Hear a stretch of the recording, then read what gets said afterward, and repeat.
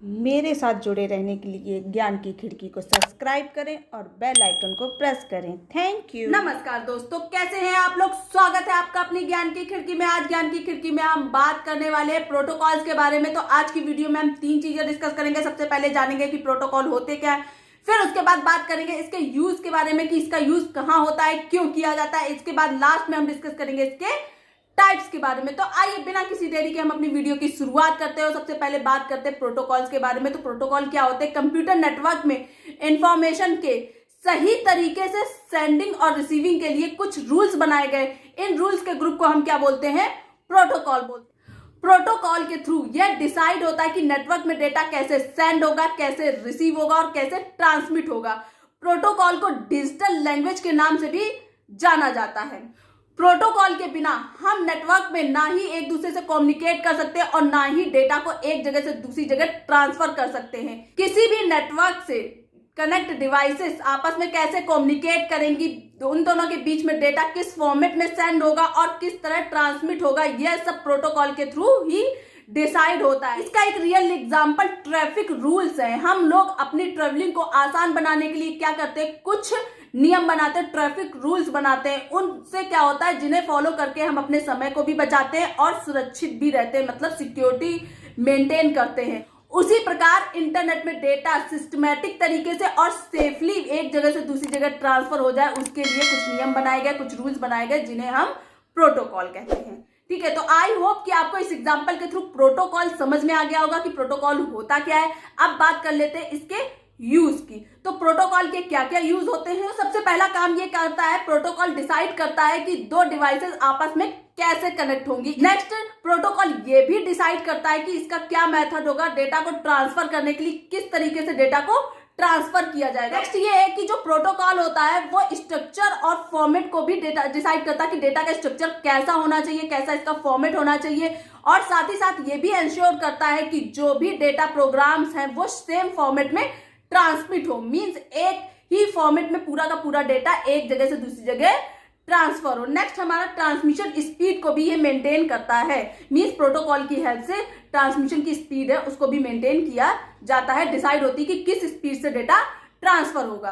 तो ये तो हमारे इसके यूजेस होंगे। नेक्स्ट पॉइंट आता है इसके टाइप्स के बारे में। तो मेनली यहाँ पर मैंने जो डिस्क्राइब किया 7 प्रोटोकॉल्स को डिस्क्राइब किया है, डिस्कस किया है इस वीडियो में। तो सबसे पहला कौन सा होता है हमारा? TCP protocol. टीसीपी का फुल फॉर्म क्या होता है? Transmission control protocol. उसके बाद नेक्स्ट हमने IP protocol means internet protocol को डिस्कस करेंगे। इसके बाद नेक्स्ट पॉइंट हमारा आ जाता है UDP means user datagram protocol.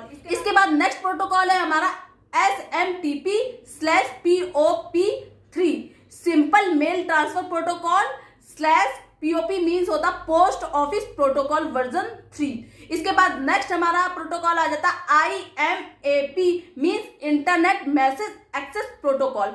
इसके बाद नेक्स्ट है HTTP प्रोटोकॉल और सबसे लास्ट में हम डिस्कस करेंगे FTP प्रोटोकॉल को। तो आइए एक एक करके इनके बारे में जानने का प्रयास करते हैं। पहला प्रोटोकॉल हमारा आ जाता है TCP प्रोटोकॉल, जिसका फुल फॉर्म क्या होता है?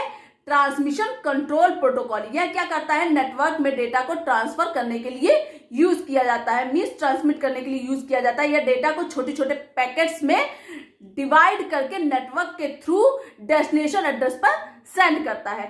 टीसीपी यह भी इंश्योर करता है कि डेटा पैकेट उसी सीक्वेंस में ट्रांसफर हो जिस सीक्वेंस में सेंडर ने डेटा को ट्रांसमिट किया है। ठीक है, अगर कोई डेटा ट्रांसमिशन के टाइम पर मिस हो जाता है तो उसके लिए क्या करते हैं? रीजनरेशन रिक्वेस्ट करते हैं। किसको? टीसीपी को। अगर जब हम रीजनरेशन की रिक्वेस्ट करते हैं तो टीसीपी क्या करता है? उस पैकेट को दोबारा रीजनरेट करके दोबारा सेंड कर देता है। यह आईपी मींस इंटरनेट प्रोटोकॉल के साथ मिलकर काम करता है। इसके बाद नेक्स्ट आता है हमारा आईपी प्रोटोकॉल। आईपी प्रोटोकॉल क्या करता है? टीसीपी के साथ मिलकर काम करता है। आईपी प्रोटोकॉल का यूज एड्रेसिंग के लिए किया जाता है, जिसकी हेल्प से डेटा को डेस्टिनेशन तक सही तरीके से पहुंचाया जाता है। हर एक डेटा पैकेट में सेंडर और रिसीवर का एड्रेस, आईपी एड्रेस सेव होता है, जो डेटा पैकेट को सही डेस्टिनेशन तक पहुंचाने का काम करता है। इसका मेन काम डेस्टिनेशन एड्रेस को लाना होता है। इसके बाद नेक्स्ट क्या आता है? यूडीपी। यूडीपी का फुल फॉर्म क्या होता है? User datagram protocol. यह टीसीपी प्रोटोकॉल की तरह ही होता है, बट यूडीपी स्मॉल साइज के डेटा को ट्रांसफर करने के लिए यूज किया जाता है। अगर इसमें कोई डेटा पैकेट मिस हो जाता है तो यूडीपी के पास यह सर्विस नहीं होती है कि वो उसको रीजनरेट करे। मींस रीजनरेशन की जो सर्विस होती है वो टीसीपी प्रोटोकॉल के पास होती है, वह यूडीपी के पास नहीं होती है। इसमें डेटा को सेगमेंट्स के फॉर्म में डिवाइड किया जाता है, छोटे छोटे पैकेट्स में डिवाइड कर दिया जाता है, जिसको हम डेटाग्राम कहते हैं। इसीलिए यूडीपी का फुल फॉर्म क्या है? User datagram protocol. इसके बाद नेक्स्ट आता है हमारा SMTP/POP3। इनका फुल फॉर्म क्या होता है? SMTP का फुल फॉर्म होता है सिंपल मेल ट्रांसफर प्रोटोकॉल और POP का फुल फॉर्म क्या होता है?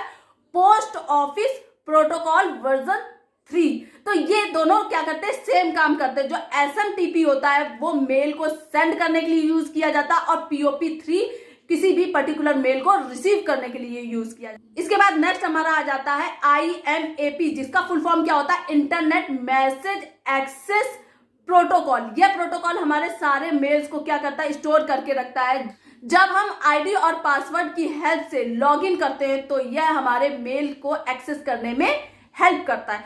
इसके बाद नेक्स्ट हमारा आ जाता है HTTP protocol, means hyper text transfer protocol. यह क्लाइंट सर्वर के बीच में कनेक्शन एस्टेब्लिश करने के लिए यूज किया जाता है और वर्ल्ड वाइड वेब पर डॉक्यूमेंट एक्सचेंज करने में भी हेल्प करता है। जब हम वेब ब्राउजर पर कोई भी डेटा को एक्सेस करते हैं, वेब पेजेस को एक्सेस करने के लिए रिक्वेस्ट करते हैं, तो HTTP उसे क्या करता है? वेब पेज को एक्सेस करने में हमारी हेल्प करता है। मींस जब भी हम वेब ब्राउजर का यूज करते हैं तो वहां पर HTTP प्रोटोकॉल का ही यूज करते हैं। आपने देखा होगा जब भी हम किसी वेब पेजेस को वेब ब्राउजर पर सर्च आउट करते हैं तो उसके जब URL को देखेंगे तो वहां पे HTTP या HTTPS प्रोटोकॉल यूज किया जाता है। उसकी स्टार्टिंग हर एक URL की HTTP से ही होती है। इसके बाद नेक्स्ट आ जाता है हमारा FTP, file transfer protocol. File transfer protocol किस लिए यूज किया जाता है? इंटरनेट में फाइल को ट्रांसफर करने के लिए यूज किया जाता है। नेटवर्क पे एक जगह से दूसरी जगह जितनी भी फाइल्स कॉपी या ट्रांसफर की जाती हैं वो सब FTP के थ्रू की जाती है। जब भी हम इंटरनेट पर कुछ भी डाउनलोड या अपलोड करते हैं तो वो FTP प्रोटोकॉल की हेल्प से ही किया जाता है। मींस जैसे कोई इमेज हो गई, कोई डॉक्यूमेंट होगा, उसको जब हम अपलोड या डाउनलोड करते हैं तो वो FTP प्रोटोकॉल के थ्रू करते हैं। तो ये तो हो गई प्रोटोकॉल पे एक शॉर्ट वीडियो। अगर आपको ये वीडियो पसंद आई तो प्लीज इसे लाइक कीजिए, ज्यादा से ज्यादा लोगों को शेयर कीजिए और कमेंट बॉक्स पर इसका रिव्यू देना ना भूलिए। मेरे साथ जुड़े रहने के लिए धन्यवाद। फिर मिलेंगे नेक्स्ट वीडियो में, तब तक के लिए नमस्कार।